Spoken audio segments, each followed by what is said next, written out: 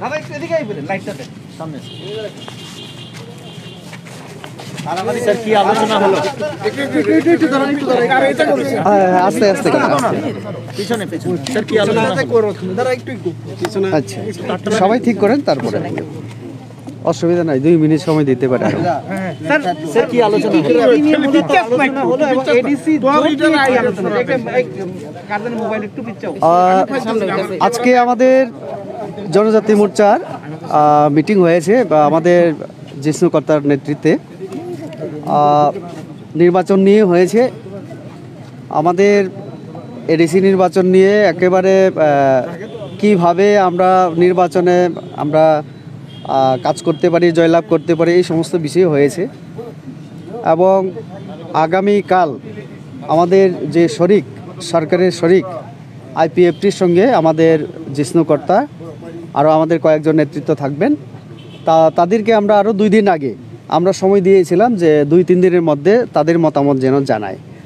আমরা মিডিয়ার মাধ্যমেই দেখেছি যে আইপিএফটি আর একটা দলের সঙ্গে অ্যালায়েন্স করেছে, কিন্তু তারা অফিসিয়ালি আমাদের বলেনি যে আমাদের সঙ্গে আছে কি না। ফলে আমরা যেহেতু অফিসিয়ালি জানি না তার জন্যই তাদেরকে সময় দিয়েছিলাম। প্রথম দিন বৈঠকে ওনার নাম আমাদের মঙ্গলদেব বর্মা, ওনার নেতৃত্বে আরও 2-3জন এসেছিলেন। আমাদের দলের তরফ থেকে যে প্রশ্নগুলি করা হয়েছিল তার উত্তর তারা দিতে পারেননি। তারা সময় চেয়েছিলেন যে তাদের নেতৃত্ব আমাদের এনসি দেব বর্মা বা মেবার বাবু তাদের সঙ্গে আলোচনা করে আমাদের জানাবেন।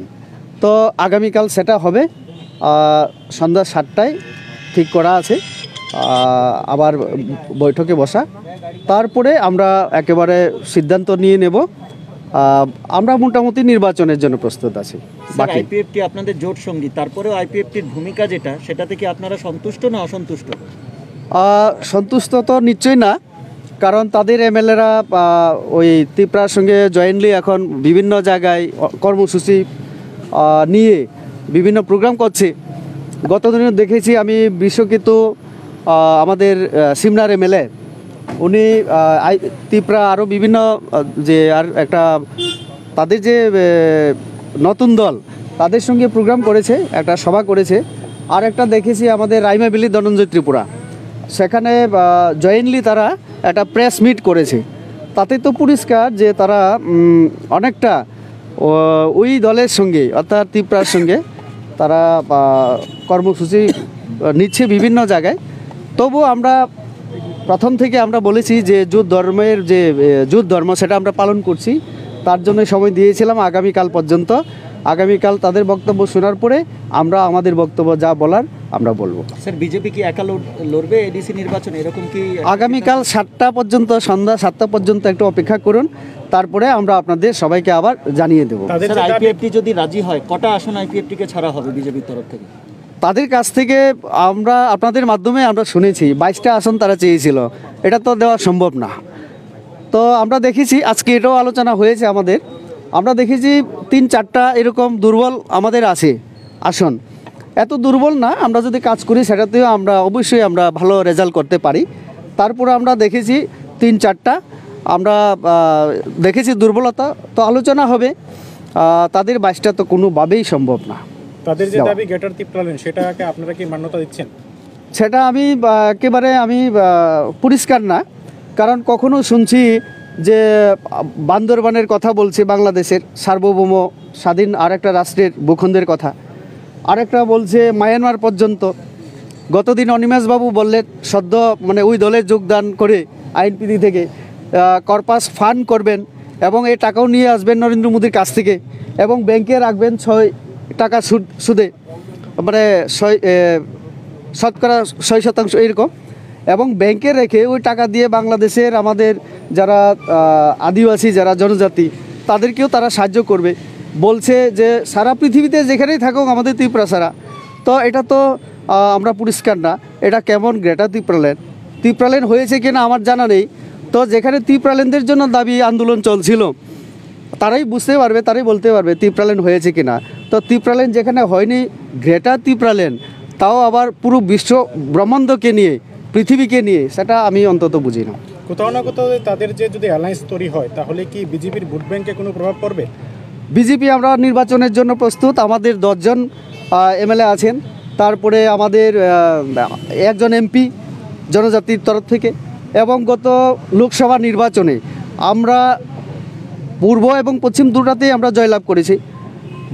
এই যে লোকসভার যে রেজাল্ট, তাতে তারা ফুড পজিশনে ছিল, এবং এখন যার সঙ্গে তাদের হয়েছে, চ্যালেঞ্জ হয়েছে ত্রিপুরা, তারা তো একটা এনজিও ছিল। এই যে যিনি সুপ্রিমো আমি বলবো আমাদের প্রদ্যুৎ বাবু, উনি তো সব জায়গায় বলেছেন তিনি রাজনীতি করবেন না। তো যে ব্যক্তি এক সময় একটা কথা বলেন, তিনি কি করে আগামী দিনে সেই গ্রেটার ত্রিপুরাল্যান্ডের প্রতিশ্রুতি পালন করবেন? থানচা একটা রাজনৈতিক দলের দ্বারা কোনোদিন থানচা হবে না। আর থানচাও সেটা শুধু একটা জাতিকে নিয়ে, এটা গণতন্ত্রে অন্তত সম্ভব না। কাজেই এটা কোনোভাবেই মানে বাস্তবে সম্ভব হবে আমি মনে করি না অন্তত। স্যার, তাহলে কি মহারাজের নেতৃত্বাধীন যে নয়া জোট, তাকে সেই জোটকে কি আপনারা গুরুত্ব দিচ্ছেন না? না, আমরা আমাদের কথা চিন্তা করছি। আমরা 28টা সিটে কীভাবে ভালো প্রার্থী দিতে পারি, জনগণের জন্য কাজ করা আমাদের প্রথম থেকেই আমরা বলেছি। যখন ক্ষমতায় ছিলাম না বিরোধী দল হিসেবে, তখন আমরা এই রাজ্যের শিক্ষা, সংস্কৃতি, আমাদের অর্থনৈতিক এবং এই রাজ্যকে এগিয়ে নিয়ে যাওয়া, সবাইকে নিয়ে চলা, এক ত্রিপুরা শ্রেষ্ঠ ত্রিপুরা বানানোর আমাদের যে স্লোগান, আমরা তাতেই আছি, আমরা কাজ করছি। তো কাজেই আমরা আমাদের যে লক্ষ্য, এই ত্রিপুরাকে এগিয়ে নিয়ে যাওয়া, সবাইকে নিয়ে এগিয়ে যাওয়া।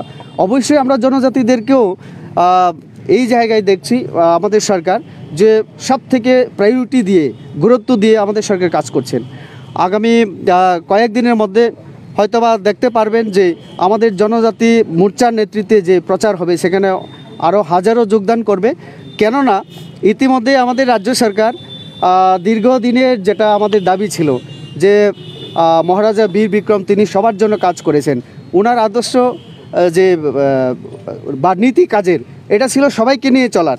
যেমন তিনি বুদ্ধ মন্দির বানিয়েছিলেন, তিনি মসজিদ বানিয়েছিলেন, মরিয়ামনগরে 400 বানিয়েছিলেন, হিন্দুদের জন্য তো তিনি নিজেই হিন্দু ছিলেন। তো সবাইকে নিয়ে চলার যে এটা আমরা বিজেপি এখন লাগু করেছি ত্রিপুরা রাজ্যে। আমরা মানে এই ত্রিপুরার জনজাতিদের জন্য এই পর্যন্ত 3 বছরে যেটা করেছি, এর আগে কোনো সরকার সেটা করেনি। কাজেই জনজাতিরা এখন বুঝতে পেরেছে যে ত্রিপুরা রাজ্যের সার্বিক বিকাশের জন্য যদি কোনো পার্টি থাকে, তাহলে সেটা বিজেপির বিকল্প কোনো নেই। যত জনজাতির কথা বলে, জনজাতি ভিত্তিক যত সংগঠনই হোক, আমাদের জনজাতিরা প্রত্যাখ্যান করবে, এটা আমার বিশ্বাস। আইপিএফটি দল আপনাদের জোট শরিক দল, যেহেতু ত্রিপুরা মোতার সঙ্গে আবার অ্যালায়েন্স করছে, সেটা কি আগামী দিনে তাদেরকে আপনাদের সরকারের মধ্যে রাখা হবে কি রাখা হবে না? সেটা আমাদের মুখ্যমন্ত্রী দেখবেন, কারণ এটা ওনার এখতিয়ারে, আমি সে কথা বলতে পারবো না। কাজে এটাও সময় বলবে। আগামীকাল আমাদের তাদের সঙ্গে বসার পরে, তাদের বক্তব্য শোনার পরে আমরা ডিসিশন নেব, সিদ্ধান্ত নেব। তো তারপরে বাকি যা হবে সেটা মুখ্যমন্ত্রী চিন্তা করবেন, কারণ সরকারের মুখিয়া তিনি সেটা বলবেন। 24 তারিখের যে ত্রিপুরা মোথার যে র্যালি ডাকা হয়েছে, সেই র্যালির জন্য আজকে দার্জিলিং জেলায় তেলিয়ামুড়ায় আজকে একটি আইপিএফটির তরফ থেকে বাইক র্যালি করা হয়েছে। তো ত্রিপুরা মোথার হয়ে ইতিমধ্যেই আইপিএফটি কাজ শুরু করে দিয়েছে। সেই জায়গায় দাঁড়িয়ে মানে আগামী দিনের এই বৈঠক কতটা তাৎপর্যপূর্ণ? বাইক র্যালি তো আমিও করেছি আজকে, সেই না আমি বলছি করবুকে আমিও বাইক র্যালি করেছি, সেখানেও হাজারো আমার যুবক আমার সঙ্গে ছিল। আমি নিজেও যুব মোর্চায় কাজ করেছিলাম। তো আমি তেলামুড়ায় কী হয়েছে আমি সেটা জানি না। এখন আপনি বলেছেন যেহেতু সেটা ইলেকশন সামনে, যেহেতু তারাও করবে আমরাও করব, কিন্তু আমাদেরও তো যুবক আছে না, আমাদের সঙ্গে মানুষ আছে। তো কারা কি করেছে সেটা আমি দেখবো না, আমি কি কাজ করছি সেটা আমি বলতে পারি।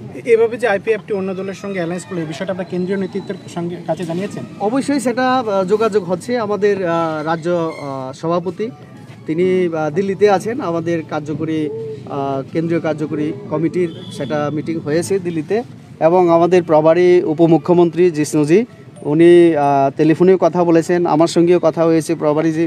তো এইভাবে আমাদের যোগাযোগ চলছে।